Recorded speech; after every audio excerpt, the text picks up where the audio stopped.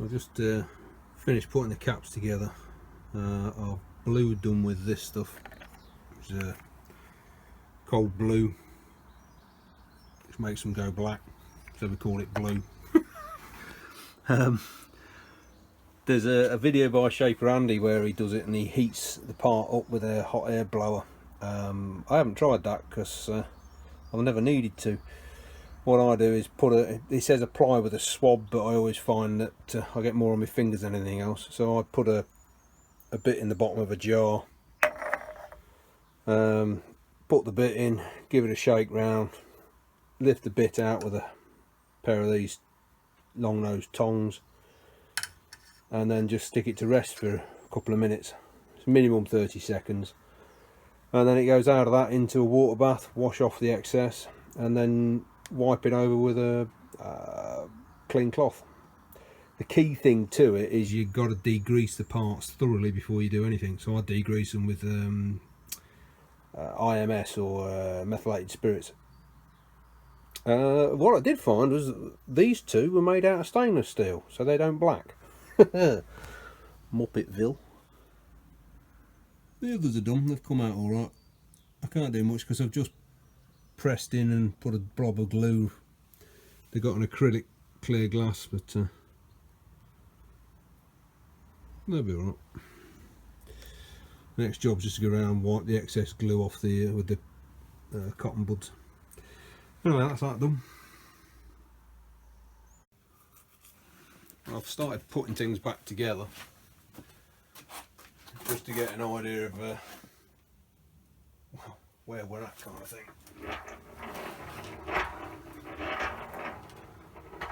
It's not in gear in the gearbox, but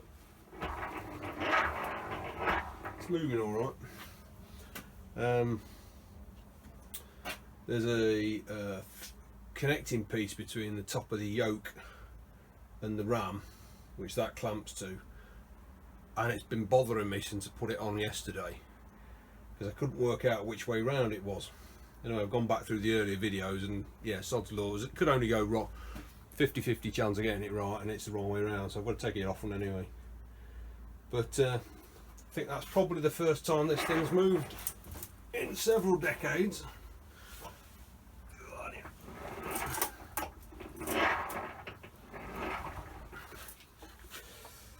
Yeah. And the stroke adjust is working all right.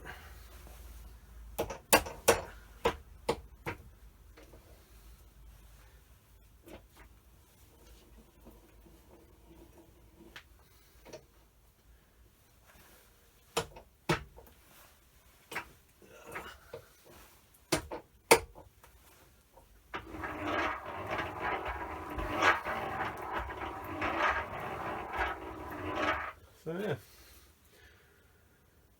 slightly more encouraging.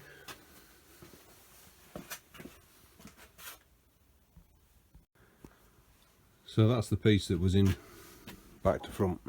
I couldn't remember, and when I checked on that one, the lubrication holes at the rear, which obviously throws the thing forward. I don't think it makes a huge deal of difference, other than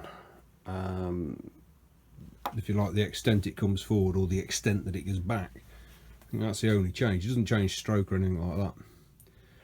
Anyway, it's back to how it was when I got it, assuming that was right. Absolute pain in the arse getting this thing, the yoke, located on its die block or slider, and then on the other one, which is down in the bottom of the, you just can't see, it's right down there, it sits between two flanges. I've left a 3/8 of an inch gap at the moment, but obviously the slider that it sits on at the bottom has got about 2 inches of vertical travel, and it's a it's a sliding fit in the bearing. This thing weighs about 50 pounds, and it's a bit more than a one-handed job to hold it up and line it all up.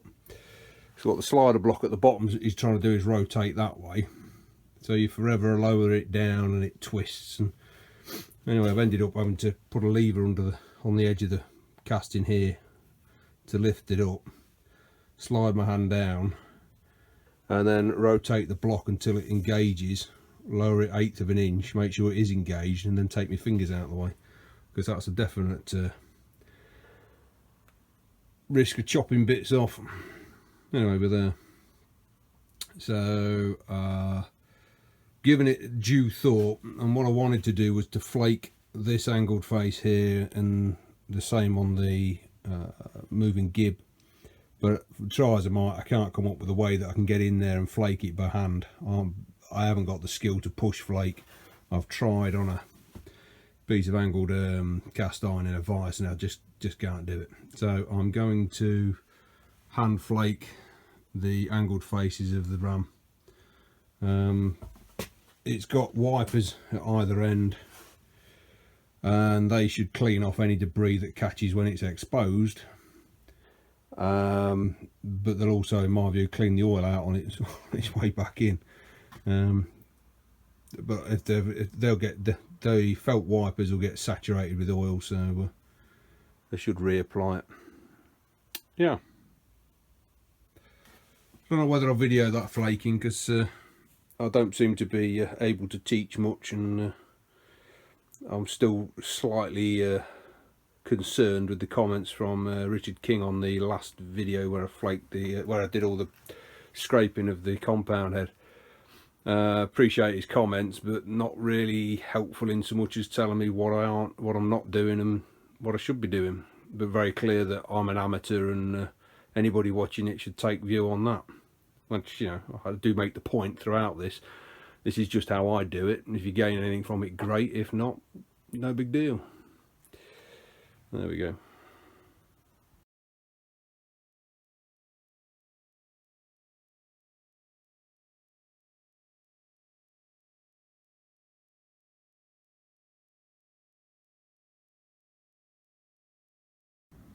So I've marked it out.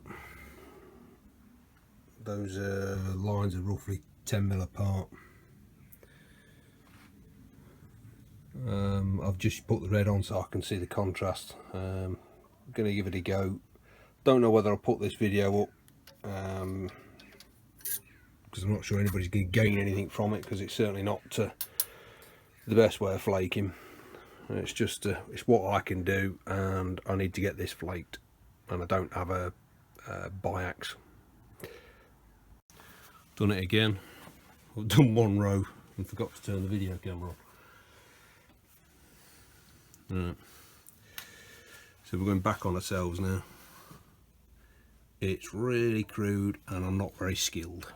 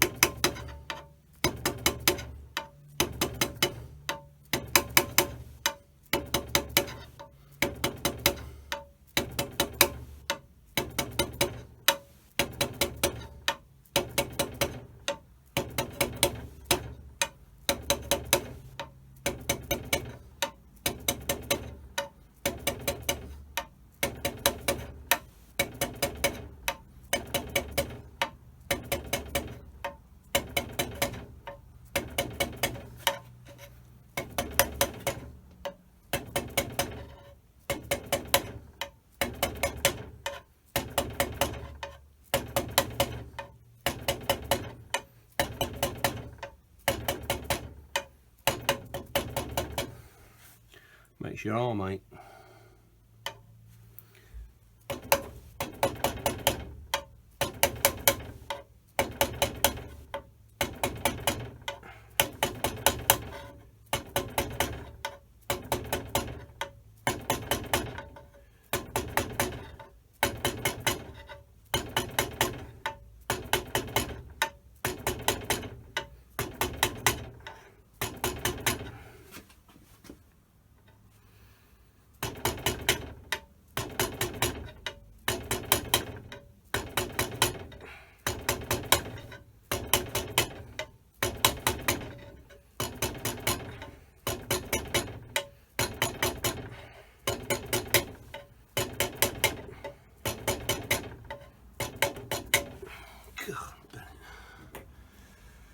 That's a £2 dead blow.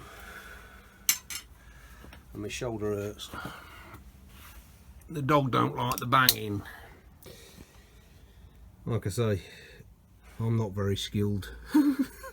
Understatement of the day. But you get the idea.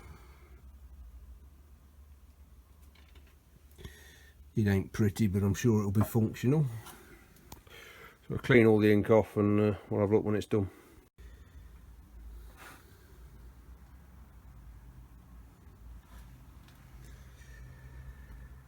There'll be skilled engineers out there. If they ever see this, they'll be turning over and curling the toes up.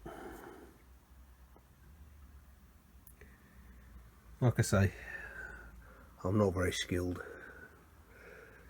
But they're, you can hear, I can catch my nail in them, so they're a good 1.5 thou, maybe 2 thou deep.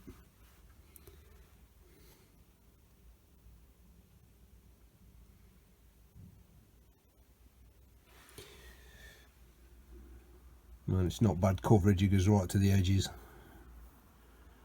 I mean, there might be an inch gap or something like that, but that's not going to hurt. Anyway, well, that's that bit done. Thought I'd just run through one of the points which was put to me when I was scraping the bedways, which was to take 75% of the length of the bed which isn't exposed during any of the cycling, and drop that by around about 1 thou, 1.5 thou below the other ends. And this is to allow for, I assume, wear at the front and wear at the back. So if we use the stroke adjust, that's the ram at its fully retracted position at the back of its longest stroke, which is there, and then the opposite position, which is at its extreme forward position at its longest stroke, it's there. That's about 2.5 inches. Don't think it's going to make a lot of difference, which is what I originally thought. So they're pretty much a flat way, there's no recesses. Thought I'd spend the time to explain that one. But yeah, we're looking all right now.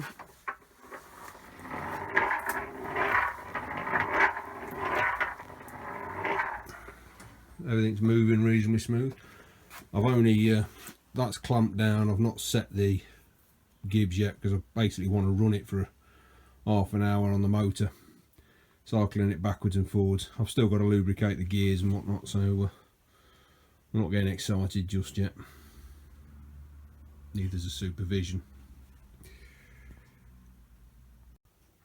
I'm just making up the clamp plates for the wipers. They've only got some aluminium that's suitable, and it's a bit easier to work than 1/8 inch steel. So these have been pre-drilled, and I've just got to drill and tap the end of the gib, and that'll be an slightly oversized hole to allow for the gib to move in and out a touch. So a top one and a bottom one. And that's where we're working on to the side. I was going to make them all one piece, but decided against that on the basis of it was such a faff trying to get them in and out, and there's not really any huge benefit to gain from having something across the middle there. So there we go, one side done. Just want a bit of a polish because the aluminium has been through the mangle a few times by the look of it. Bring you back when we've progressed. I'm just cutting the felt, which is like a carpet tile, but it's engineer's felt they call it. It's 8mm thick, pretty dense. And my main problem was trying to work out how to cut the holes. I'd got in mind that I'm going to need a wad punch. What I've actually used, if it will focus, there we go. It's a lip and spur drill. I've clamped the plate. I've clamped the felt underneath the clamping plate to hold it nice and still and stop it tearing up.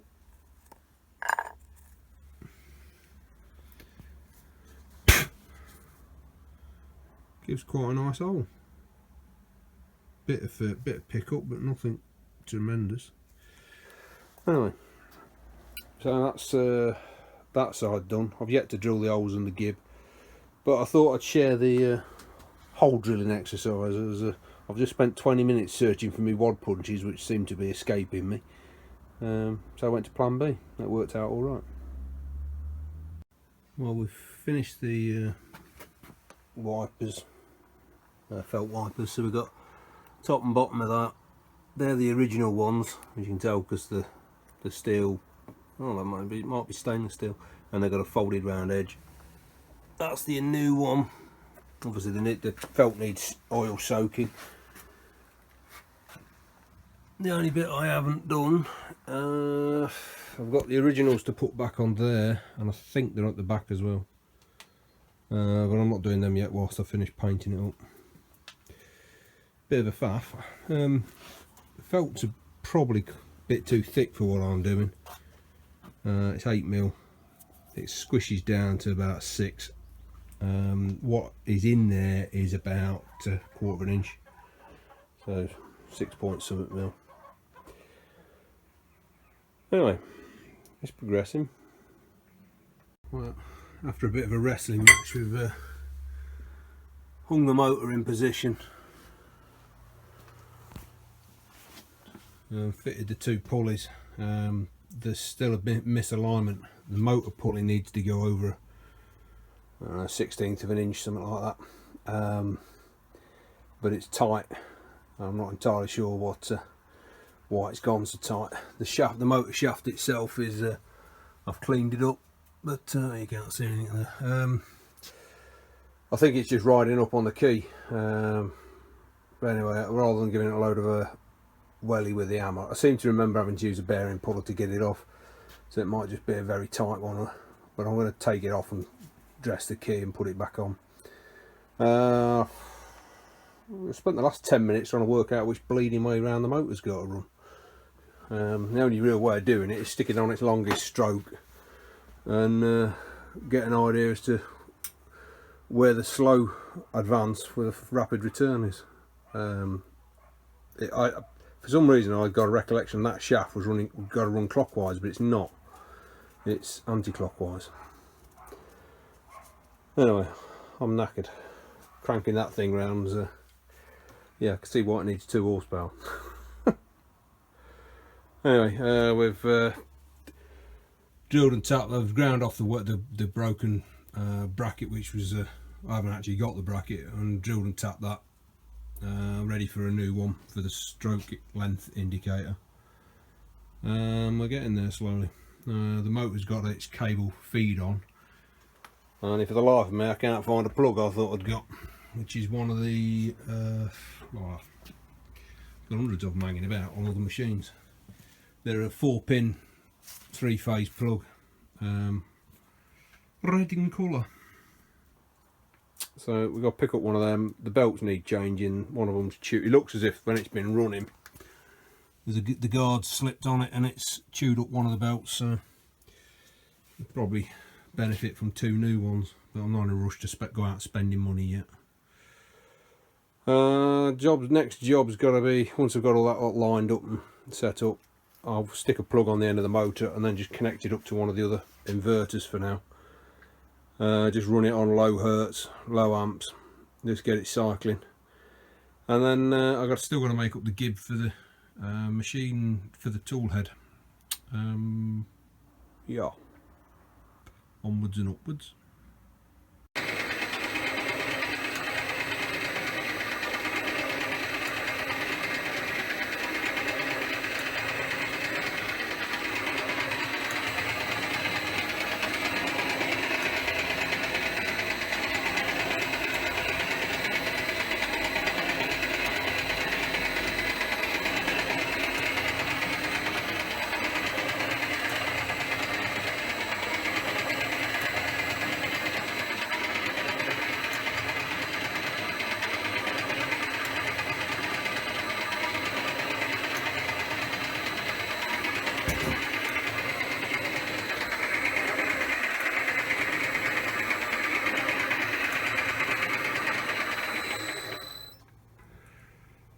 think that's the first time that's been run in 15 or 16 years. I mean, it's not finished yet, but it's encouraging. I've ordered or measured up the belts. I've only got one on, and that's pretty knackered. That was in the slowest gear. Nothing set, the gib's not set or anything like that. It was just getting it cycling over, get the rotation sorted out. I've got to change one of the phases so it matches all the other motors in the shop, and I'm only running it on an extension lead to an inverter, which you should never do. There seems to be more noise coming out of the motor and that pulley than the rest of the machine. I think the big chunk of it is that belt. I've checked the alignment, and if I put a steel rule across the face of that pulley to that pulley, I've got about 15 thou gap at the top side. There's next to nothing. The 10-12 inches apart, no, 14 inches apart, so that shouldn't be an issue. But the motor is cocked at an angle in relation to the shaft of that, and no matter what I do with the motor, it won't line up perfectly. So I've either got to piss around and with the feet on the motor and open up the holes to give me a bit more wiggle room. I've tried moving the plate that it's on, but that seems to consistently go back to the same point when it's clamped. But I'd like to get rid of some of that racket. And I need to check the lubrication, because the ball gear and the pinion gear and the drive gear are lubricated with grease. The other gears doesn't specify, and I'm pretty sure they should have grease on them.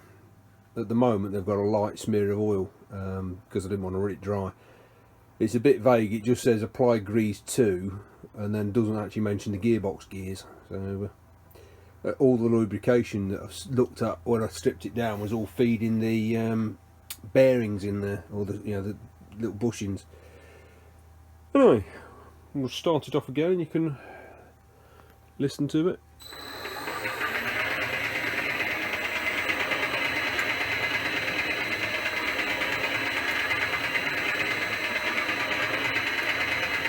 It's pulsing as well. I'll wind the hertz down. We're running at 50 hertz at the minute. That's 40.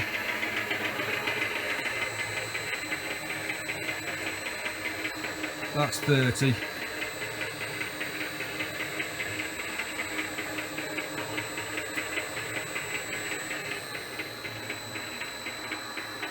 And that's 20.